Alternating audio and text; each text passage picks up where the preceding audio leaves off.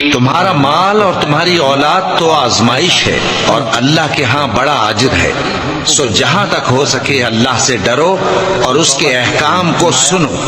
اور اس کے فرمانبردار رہو اور اس کی راہ میں خرچ کرو، یہ تمہارے حق میں بہتر ہے۔ پیغمبر، جب تم سے میرے بندے میرے بارے میں دریافت کریں تو انہیں معلوم ہو کہ میں تو تمہارے پاس ہی ہوں۔ جب کوئی پکارنے والا مجھے پکارتا ہے تو میں اس کی دعا قبول کرتا ہوں، تو ان کو چاہیے کہ میرے حکموں کو مانیں اور مجھ پر ایمان رکھیں تاکہ نیک رستہ پائیں۔ لوگو، تم سب اللہ کے محتاج ہو اور اللہ ہی تو بے نیاز ہے، لائق حمد و ثنا ہے۔ اگر وہ چاہے تو تم کو نابود کر دے اور نئی مخلوق لے آئے، اور یہ اللہ کو کچھ مشکل نہیں۔ اور جب تم کو کوئی دعا دے تو جواب میں تم اس سے بہتر کلمے سے اسے دعا دو یا انہی لفظوں سے دعا دو، بے شک اللہ ہر چیز کا حساب لینے والا ہے۔ اے پیغمبر، لوگوں سے کہہ دو کہ کوئی بات تم اپنے دلوں میں مخفی رکھو یا اسے ظاہر کرو، اللہ اس کو جانتا ہے، اور جو کچھ آسمانوں میں اور جو کچھ زمین میں ہے اس کو سب کی خبر ہے،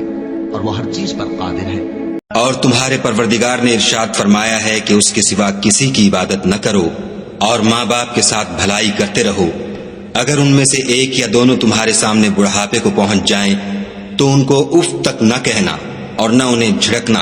اور ان سے بات ادب کے ساتھ کرنا، اور عجز و نیاز سے ان کے آگے جھکے رہو اور ان کے حق میں دعا کرو کہ اے پروردگار، جیسا انہوں نے مجھے بچپن میں شفقت سے پرورش کیا ہے تو بھی ان کے حال پر رحمت فرما۔ مجھے اس شخص سے سمجھ لینے دو جس کو میں نے اکیلا پیدا کیا اور میں نے اس کو بہت سا مال دیا اور ہر وقت حاضر رہنے والے بیٹے دیے اور اس کو ہر طرح کے سامان میں وسعت دی، پھر بھی لالچ رکھتا ہے کہ میں اسے اور زیادہ دوں۔ اور جب تمہارے پروردگار نے تم کو آگاہ کیا کہ اگر شکر کرو گے تو میں تمہیں زیادہ دوں گا اور اگر ناشکری کرو گے تو یاد رکھو کہ میرا عذاب بھی سخت ہے۔ اگر شیطان کی طرف سے تمہارے دل میں کسی طرح کا وسوسہ پیدا ہو تو اللہ سے پناہ مانگو، بے شک وہ سننے والا ہے، سب کچھ جاننے والا ہے۔ اور جب تمہارے پروردگار نے تم کو آگاہ کیا کہ اگر شکر کرو گے تو میں تمہیں زیادہ دوں گا اور اگر ناشکری کرو گے تو یاد رکھو کہ میرا عذاب بھی سخت ہے۔ اور جو لوگ بن دیکھے اپنے پروردگار سے ڈرتے ہیں ان کے لیے بخشش اور اجر عظیم ہے۔ اور تم لوگ بات پوشیدہ کہو یا ظاہر، وہ تو دلوں کے بھیدوں تک سے واقف ہے۔ اور جب انسان کو تکلیف پہنچتی ہے تو اپنے پروردگار کو پکارتا ہے، اس کی طرف دل سے رجوع کرتا ہے، پھر جب وہ اس کو اپنی طرف سے کوئی نعمت دے دیتا ہے تو جس کام کے لیے پہلے اس کو پکارتا تھا اسے بھول جاتا ہے اور اللہ کا شریک بنانے لگتا ہے تاکہ لوگوں کو اس کے رستے سے گمراہ کرے۔ کہہ دو کہ اے کافر نعمت، اپنی ناشکری کے باوجود تھوڑا سا فائدہ اٹھا لے، پھر تو دوزخیوں میں ہوگا۔ کہہ دو کہ موت جس سے تم بھاگتے ہو وہ تو تمہارے سامنے آ کر رہے گی، پھر تم پوشیدہ اور ظاہر کے جان، اور جو میری نصیحت سے منہ پھیرے گا اس کی زندگی تنگ ہو جائے گی اور قیامت کو ہم اسے اندھا کر کے اٹھائیں گے۔ وہ کہے گا کہ میرے پروردگار، تو نے مجھے اندھا کر کے کیوں اٹھایا؟ میں تو دیکھتا بھالتا تھا۔ اللہ فرمائے گا کہ ایسا ہی چاہیے تھا، تیرے پاس ہماری آیتیں آئیں تو تو نے ان کو بھلا دیا، اسی طرح آج ہم تجھ کو بھلا دیں گے۔ بہت گمان کرنے سے پرہیز کرو کہ بعض گمان گناہ ہیں، اور ایک دوسرے کے حال کا تجسس نہ کیا کرو، اور نہ تم میں سے کوئی کسی کی غیبت کرے۔ کیا تم میں سے کوئی اس بات کو پسند کرے گا کہ اپنے مرے ہوئے بھائی کا گوشت کھائے؟ اس سے تو تم ضرور نفرت کرو گے، تو غیبت نہ کرو، اور اللہ کا ڈر رکھو، بے شک اللہ توبہ قبول کرنے والا ہے۔ اور جو لوگ اللہ کی راہ میں مارے جائیں ان کی نسبت یہ نہ کہنا کہ وہ مرے ہوئے ہیں، وہ مردہ نہیں بلکہ زندہ ہیں، لیکن تم کو شعور نہیں۔ اور ہم کسی قدر خوف اور بھوک اور مال اور جانوں اور میووں کے نقصان سے تمہاری آزمائش کریں گے،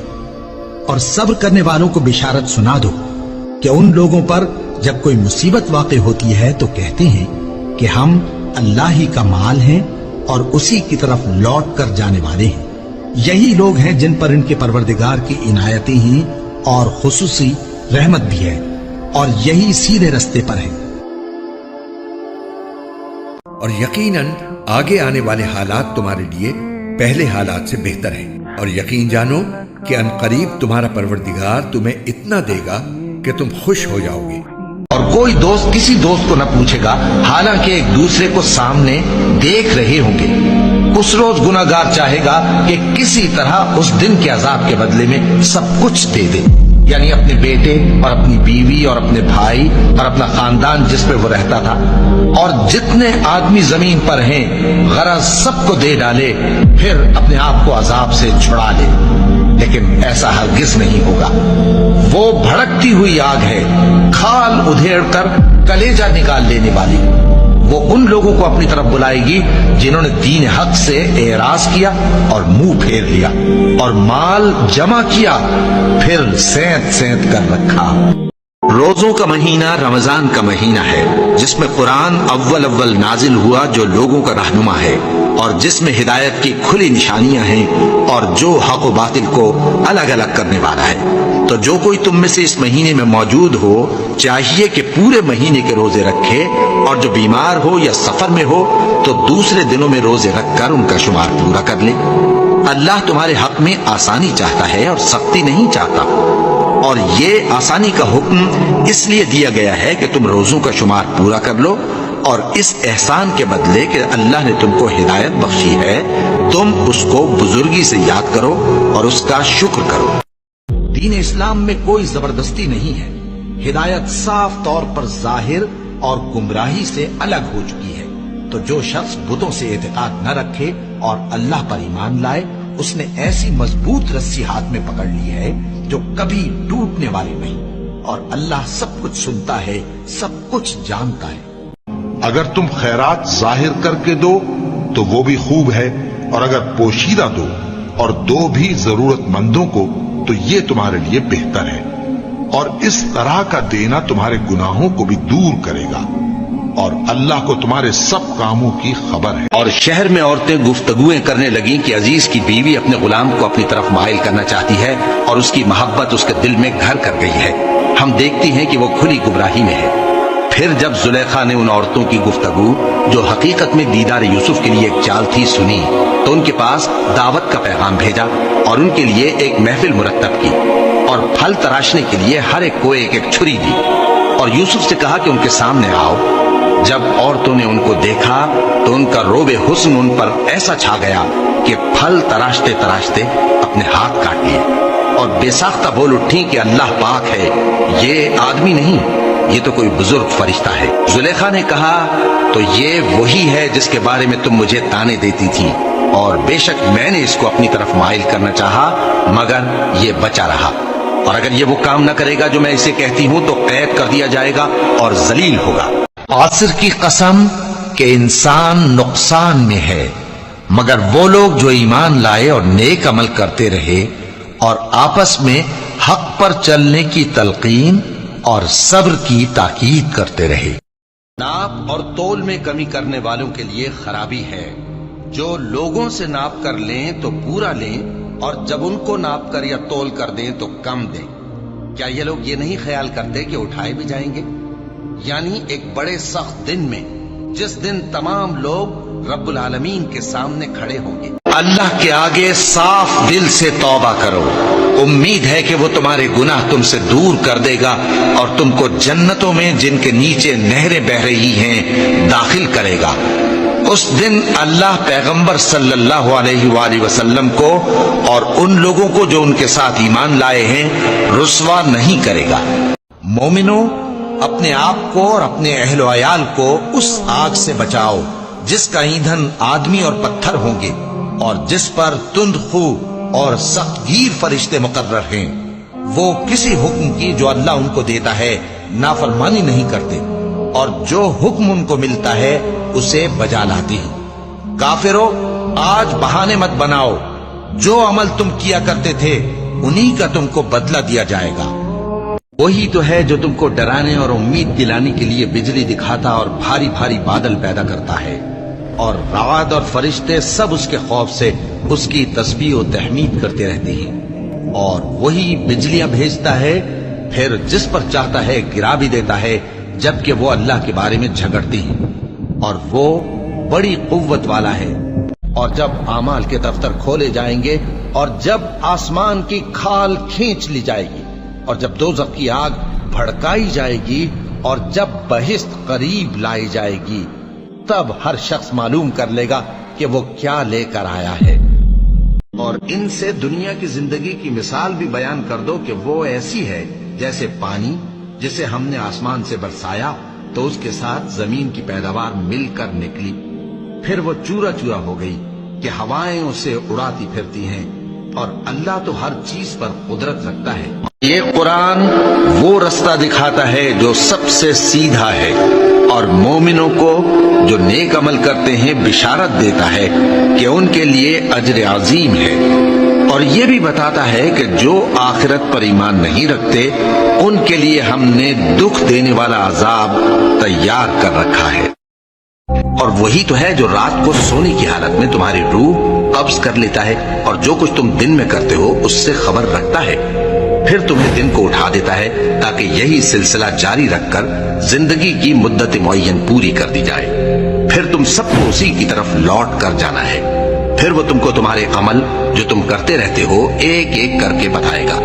اور وہ اپنے بندوں پر غالب ہے اور تم پر نگہبان مقرر کیے رکھتا ہے، یہاں تک کہ جب تم میں سے کسی کی موت آتی ہے تو ہمارے فرشتے اس کی روح قبض کر لیتے ہیں اور کسی طرح کی کوتاہی نہیں کرتے۔ بے شک انسان پر زمانے میں ایک ایسا وقت بھی آ چکا ہے کہ وہ کوئی قابل ذکر چیز نہ تھا، ہم نے انسان کو ملے جلے نطفے سے پیدا کیا تاکہ اسے آزمائیں، تو ہم نے اس کو سنتا دیکھتا بنایا، یقیناً ہم ہی نے اسے رستہ بھی دکھا دیا، اب خواہ شکر گزار ہو خواہ ناشکرا۔ مسلمانوں، سب نمازیں خصوصاً بیچ کی نماز یعنی نماز عصر پورے اہتمام کے ساتھ ادا کرتے رہو اور اللہ کے آگے ادب سے کھڑے رہا کرو، پھر اگر تم خوف کی حالت میں ہو تو پیادے یا سوار جس حال میں ہو نماز پڑھ لو، پھر جب امن و اطمینان ہو جائے تو جس طریق سے اللہ نے تم کو سکھایا ہے جو تم پہلے نہیں جانتے تھے اللہ کو یاد کرو۔ اور جو لوگ کچھ نہیں جانتے یعنی مشرک، وہ کہتے ہیں کہ اللہ ہم سے کلام کیوں نہیں کرتا یا ہمارے پاس کوئی نشانی کیوں نہیں آتی، اسی طرح جو لوگ ان سے پہلے تھے وہ بھی انہی کسی باتیں کیا کرتے تھے۔ ان لوگوں کے دل آپس میں ملتے جلتے ہیں، جو لوگ صاحب یقین ہیں ان کے سمجھانے کے لیے ہم نے نشانیاں بیان کر دی ہیں۔ اگر تم پرہیزگار رہنا چاہتی ہو تو کسی اجنبی شخص سے نرم لہجے میں بات نہ کرو، تاکہ وہ شخص جس کے دل میں کسی طرح کا روگ ہے کوئی امید نہ پیدا کر لے، اور دستور کے مطابق بات کیا کرو، اور اپنے گھروں میں ٹھہری رہو، اور جس طرح پہلے جاہلیت کے دنوں میں زیب و زینت کی نمائش کی جاتی تھی اس طرح اظہار زینت نہ کرو، اور نماز پڑھتی رہو اور زکوٰۃ دیتی رہو، اور اللہ اور اس کے رسول کی فرما برداری کرتی رہو۔ اور جو شخص کوئی قصور یا گناہ تو خود کرے لیکن اس کا الزام کسی بے گناہ پر ڈال دے تو اس نے بہتان اور کھلے گناہ کا بوجھ اپنے سر پر رکھا۔ اے پیغمبر، لوگوں سے کہہ دو کہ اگر تم اللہ کو دوست رکھتے ہو تو میری پیروی کرو، اللہ بھی تمہیں دوست رکھے گا اور تمہارے گناہ معاف کر دے گا، اور اللہ بخشنے والا ہے، مہربان ہے۔ کہہ دو کہ اللہ اور اس کے رسول کا حکم مانو، بس اگر وہ نہ مانے تو اللہ بھی کافروں کو دوست نہیں رکھتا۔ مگر انسان عجیب مخلوق ہے کہ جب اس کا پروردگار اس کو آزماتا ہے کہ اسے عزت دیتا اور نعمت بخشتا ہے تو کہتا ہے کہ میرے پروردگار نے مجھے عزت بخشی، اور جب دوسری طرح آزماتا ہے کہ اس پر روزی تنگ کر دیتا ہے تو کہتا ہے کہ میرے پروردگار نے مجھے ذلیل کیا۔ یوں نہیں بلکہ تم لوگ یتیم کی خاطر نہیں کرتے اور نہ مسکین کو کھانا کھلانے کی ترغیب دیتے ہو، اور میراث کے مال کو سمیٹ کر کھا جاتے ہو، اور مال کو بہت ہی عزیز رکھتے ہو۔ تو تم کو زیادہ سے زیادہ مال سمیٹنے کی خواہش نے غفلت میں ڈالے رکھا، یہاں تک کہ تم نے قبریں جا دیکھی۔ دیکھو تمہیں عنقریب معلوم ہو جائے گا، پھر دیکھو تمہیں عنقریب معلوم ہو جائے گا۔ دیکھو اگر تم جانتے یعنی یقینی علم رکھتے تو غفلت میں نہ پڑتے۔ تم ضرور دوزخ کو دیکھو گے، پھر تم اس کو یقین کی آنکھ سے دیکھ لو گے، پھر اس روز تم سے شکر نعمت کے بارے میں ضرور پرسش ہوگی۔ مسلمانوں، تمہاری ہیبت ان لوگوں کے دلوں میں اللہ سے بھی بڑھ کر ہے، یہ اس لیے کہ یہ سمجھ نہیں رکھتے، یہ سب جمع ہو کر بھی تم سے نہیں لڑ سکیں گے مگر بستیوں کے قلعوں میں پناہ لے کر یا دیواروں کی اوٹ سے. ان کے آپس میں بھی بڑی لڑائی رہتی ہے. تم خیال کرتے ہو کہ یہ اکٹھے ہیں حالانکہ ان کے دل پھٹے ہوئے ہیں. یہ اس لیے کہ یہ بے عقل لوگ ہیں.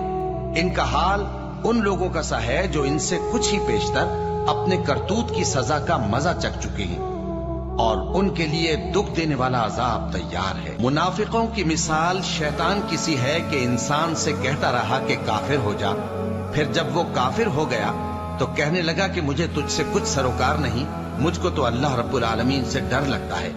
تو دونوں کا انجام یہ ہوا کہ دونوں دوزخ میں جائیں گے, ہمیشہ اس میں رہیں گے اور بے انصافوں کی یہی سزا ہے. یہ ایک پر نور کتاب ہے. اس کو ہم نے تم پر اس لیے نازل کیا ہے کہ تم لوگوں کو اندھیروں سے نکال کر روشنی کی طرف لے جاؤ, یعنی ان کے پروردگار کے حکم سے عزت والے خوبیوں والے مالک کے راستے کی طرف, یعنی اس اللہ کے راستے کی طرف کہ جو کچھ آسمانوں اور زمین میں ہے سب اسی کا ہے. اور ان کافروں کے لیے عذاب شدید کی وجہ سے تباہی اور بربادی مقدر ہے. مومنوں, اگر تم کافروں کا کہا مان لوگے تو وہ تم کو الٹے پاؤں پھیر کر مرتد کر دیں گے, پھر تم بڑے خسارے میں پڑ جاؤ گے. یہ تمہارے مددگار نہیں ہے بلکہ اللہ تمہارا مددگار ہے اور وہ سب سے بہتر مددگار ہے. ہم ان قریب کافروں کے دلوں میں روب بٹھا دیں گے کیونکہ یہ اللہ کے ساتھ شرک کرتے ہیں جس کی اس نے کوئی بھی دلیل نازل نہیں کی, اور ان کا ٹھکانہ دوزخ ہے, وہ ظالموں کا بہت برا ٹھکانہ ہے. اے نبی, مسلمانوں کو جہاد کی ترغیب دو. اگر تم میں 20 آدمی ثابت قدم رہنے والے ہوں گے تو 200 کافروں پر غالب رہیں گے, اور اگر 100 ایسے ہوں گے تو 1000 پر غالب رہیں گے. اس لیے کہ کافر ایسے لوگ ہیں کہ کچھ بھی سمجھ نہیں رکھتے. اب اللہ نے تم پر سے بوجھ ہلکا کر دیا اور معلوم کر لیا کہ ابھی تم میں کسی قدر کمزوری ہے. بس اگر تم میں 100 ثابت قدم رہنے والے ہوں گے تو وہ 200 پر غالب رہیں گے, اور اگر 1000 ہوں گے تو اللہ کے حکم سے 2000 پر غالب رہیں گے, اور اللہ ثابت قدم رہنے والوں کا مددگار ہے. کہو, کیا ہم اللہ کے سوا ایسی چیز کو پکاریں جو نہ ہمارا بھلا کر سکے نہ برا؟ اور جب ہم کو اللہ نے سیدھا رستہ دکھا دیا تو کیا ہم الٹے پاؤں پھر جائیں؟ پھر تو ہماری ایسی مثال ہو جیسے کسی کو جنات نے جنگل میں بھلا دیا ہو اور وہ حیران ہو رہا ہو, اور اس کے کچھ رفیق ہوں جو اس کو رستے کی طرف بلائیں کہ ہمارے پاس چلا. کہہ دو کہ رستہ تو وہی ہے جو اللہ نے بتایا ہے, اور ہمیں تو یہ حکم ملا ہے کہ ہم اللہ رب العالمین کے فرما بردار بنیں, اور یہ بھی کہ نماز پڑھتے رہو اور اس سے ڈرتے رہو. اور جب قرآن پڑھا جائے تو توجہ سے سنا کرو اور خاموش رہا کرو تاکہ تم پر رحم کیا جائے, اور اپنے پروردگار کو دل ہی دل میں عاجزی اور خوف سے اور پست آواز سے صبح و شام یاد کرتے رہو, اور دیکھنا غافل نہ ہونا